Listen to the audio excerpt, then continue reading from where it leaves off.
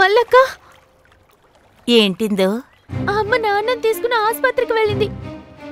ఇక తమ్ముడేమో వాడి ఇష్టానుసారం ఎటో వెళ్ళిపోయాడు. పాపం చూసుకోవడానికి ఎవరు లేరు. కాసేపు పాపం చూసుకుంటావా?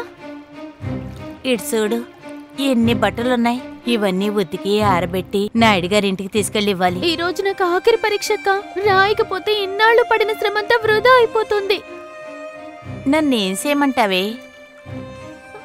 ఒక 2 గంటల సేపు పాపం చూసుకోండి, నేను పరీక్ష రాసేసి వచ్చేస్తాను. అయ్యో, ఈ బట్టలన్నీ ఉతకపోతే అమ్మ నా ప్రాణం తీస్తుంది. ప్లీజ్ అక్క.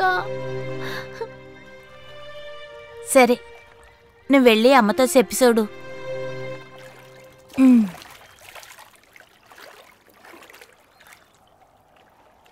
రా తల్లి, రా రా రా రా రా రా రా, బంగారు తల్లి. త్వరగా రా అక్క.